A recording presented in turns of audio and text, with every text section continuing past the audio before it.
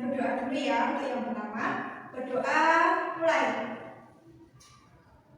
Selesai. Nah, bagaimana kabarnya hari ini anak-anak? Alhamdulillah baik, Bu. Alhamdulillah. Sehat semua kan? Sehat. Nah, siapa yang tahu hari ini akan mempelajari materi apa? Belum, Bu. Belum tahu. Berarti belum belajar lagi malam. Ya, Bu, kurang. Nah, hari ini kita akan mempelajari mengenai materi sholat berjamaah. Ada yang tahu tujuan dari mempelajari sholat berjamaah itu apa? Gak ada. Nah, jadi tujuan mempelajari sholat berjamaah itu yang pertama yaitu untuk mengetahui penjelasan mengenai pengertian dari sholat berjamaah. Lalu yang kedua yaitu untuk mengetahui dalil dan dasar hukum dari sholat berjamaah. Yang ketiga yaitu dapat menyebutkan syarat sahnya imam dan makmum. Nah, untuk yang pertama kalian bisa lihat di buku kalian dan bisa dibaca dulu, itu ada gambarnya sholat berjamaah. Sholat berjamaah itu artinya apa? Pengertiannya apa? Sholat yang dikerjakan bersama-sama. Ya, benar Mbak Dewi, itu juga benar. Nah, jadi sholat berjamaah itu yang pertama itu sholat berjamaah berasal dari bahasa Arab. Nah, bahasa Arab itu dari kata jamaah. Jamaah itu artinya apa? Banyak.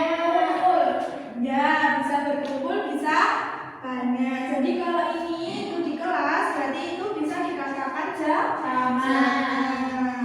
Nah, terus kalau sholat berjamaah itu apa? Ada yang tahu nggak? Nah, jadi sholat berjamaah itu artinya sholat yang apabila dikerjakan 2 orang atau lebih, yang pertama itu ada imamnya dan yang kedua ada makmumnya. Yang imam itu yang diikuti, kalau yang makmum berarti yang mengikuti. Nah, itu tadi sholat berjamaah. Jadi kalau sholat berjamaah itu banyak, tapi kalau sholatnya cuma 1 orang itu namanya sholat munfarid. Iya, namanya sholat munfarid. Sekarang yang kedua yaitu mengenai dasar hukum dari sholat berjamaah. Siapa yang tahu dasar hukumnya? Mbak Dewi tahu? Belum, Bu. Oh, belum. Ya udah. Jadi dasar hukumnya sholat berjamaah itu ada yang mengatakan bahwa yang pertama itu fardu ain. Terus ada yang mengatakan itu fardu kifayah. Dan yang ketiga itu sunnah muakkad. Nah, yang pertama itu fardu ain. Nah, yang dikatakan fardu ain itu apa? Ada yang tahu nggak? Mbak Meli tahu? Belum, Bu. Oh, belum. Jadi fardu ain itu apabila tidak dikerjakan itu akan mendapat dosa. Nah, jadi itu harus wajib dikerjakan. Tapi kalau fardu kifayah itu apabila ada sebagian orang yang mengerjakan, maka sebagian orang yang tidak mengerjakan itu sudah gugur kewajibannya, seperti itu. Nah, terus yang ketiga tadi apa hukumnya? Sunnah muakkad. Nah, sunnah muakkad. Jadi sunnah muakkad itu mendekati wajib. Nah, sunnah muakkad itu yaitu harus dikerjakan. Tapi kalau tidak dikerjakan juga tidak berdosa. Jadi apabila dikerjakan itu akan mendapat apa? Ya, pahala. Terus kalau tidak dikerjakan berarti Tidak berdosa. ya tidak berdosa. Nah, dasar hukumnya sholat berjamaah tadi itu ada 3 tadi. Nah, yang paling biasanya dipakai paling banyak itu sholatnya berjamaah hukumnya sunnah muakkad. Terus yaitu dasar hukum yang ada dalam Al-Quran sama hadis. Nah, kalau dalam Al-Quran itu terdapat dalam surat, ada yang tahu? Belum. Nah, kalau Al-Quran itu terdapat dalam surat An-Nisa.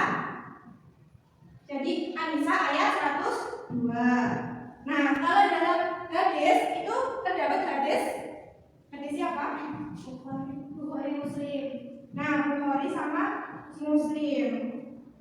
Jadi kalau dalam Al-Quran itu terdapat surat An-Nisa ayat 102. Nah, kalau dalam hadis itu terdapat dalam hadis riwayat Bukhari dan Muslim.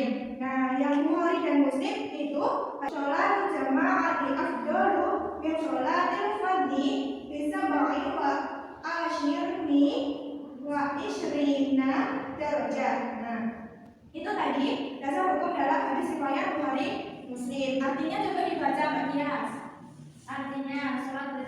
lebih utama dari sholat sendiri sebanyak 27 derajat. Hadis riwayat Bukhari dan Muslim. Nah, betul. Nah, jadi kalau sholat berjamaah itu nanti mendapat pahala 27 derajat. Sekarang masuk dalam syarat sahnya imam dan makmum. Siapa yang tahu imam itu apa?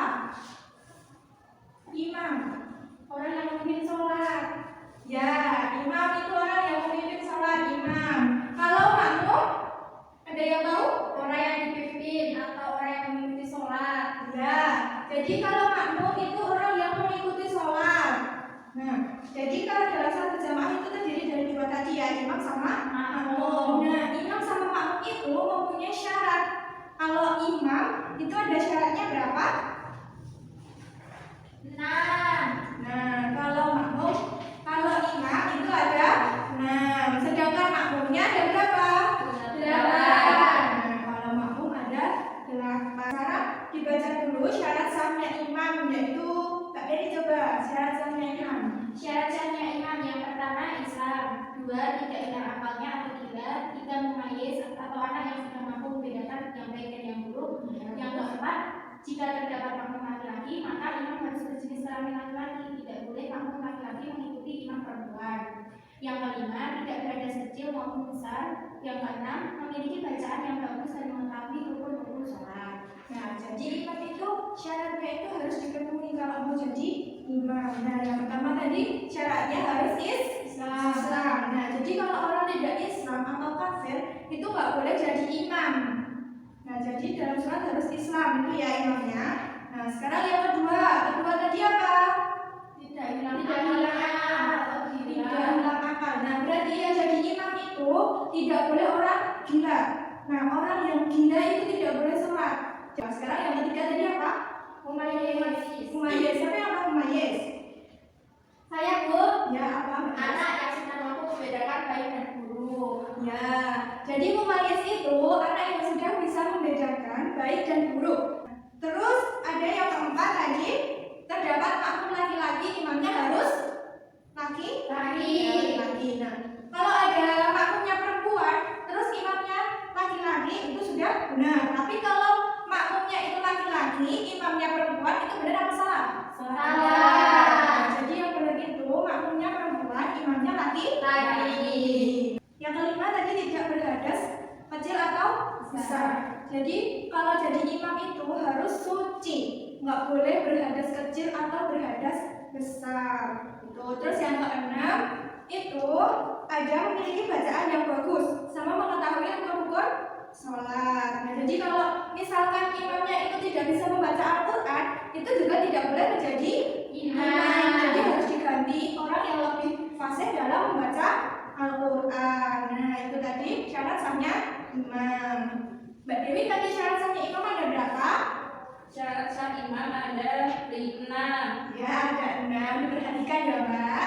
Nah, kita mempelajari syarat sahnya makmum. Nah, syarat sahnya makmum yang pertama yaitu harus Islam. Terus yang kedua, Berniat ya, berniat. Niatnya apa, Mbak? menjadi makmum. Ya, jadi kalau jadi makmum itu niatnya harus menjadi makmum dari imam yang dituju. Bila imamnya di depan, nah, itu harus berniat menjadi makmum dari imam yang di depannya. Itu. Nah, selanjutnya yang ketiga yaitu harus sehat akalnya. Jadi tidak hilang akal atau gila. Itu ya yang ketiga. Lalu yang keempat yaitu mumayyiz. Tadi kan sudah dijelaskan. Jadi mumayyiz itu bisa membedakan baik dan buruk. Nah, lalu syarat makmum yang kelima yaitu makmumnya itu tidak meyakini bahwa imam yang dituju tadi itu sedang melakukan sholat mengqadha. Nah, jadi jika imamnya itu sedang mengqadha sholat itu tidak boleh menjadi imam. Nah, terus makmumnya itu juga tidak boleh mengikuti orang yang sudah mengqadha sholat. Nah, itu tadi. Lalu yang keenam yaitu posisi makmumnya itu berada di belakang imam. Jadi tidak boleh lebih maju daripada imam. Nah, terus yang ke-7 yaitu makmum itu harus bisa memperhatikan bacaan dan gerakan imam. Jadi makmum itu harus mengetahui, oh iya ini imamnya itu baru melakukan sujud. Oh iya ini imamnya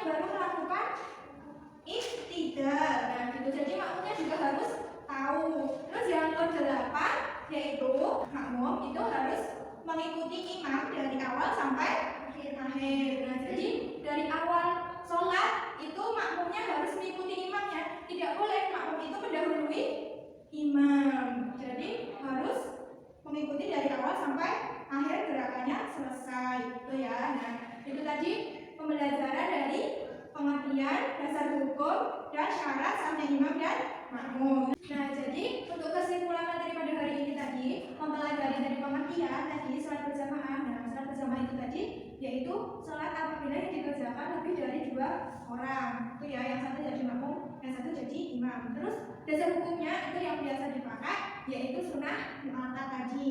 Terus ada syarat sahnya imam dan makmum. Kalau syarat sahnya imam tadi ada 6, kalau syarat sahnya makmum tadi ada 8. Nah, itu tadi materi untuk hari ini.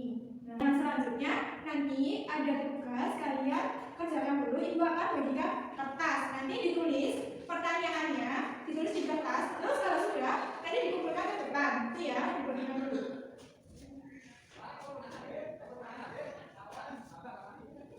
Nah, itu ada kertas.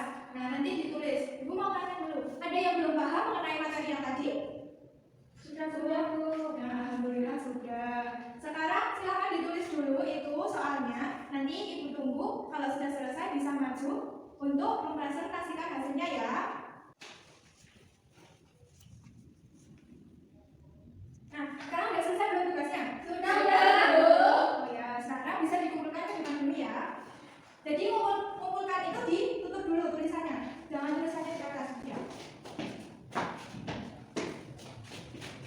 Nah, sekarang Ibu tunjuk, nanti yang satu orang presentasi di depan, milih ini kertasnya, ambil satu, nanti dibaca pertanyaannya, terus dijawab di depan, gitu ya. Nah, Ibu tunjuk, yang maju Mbak Dewi.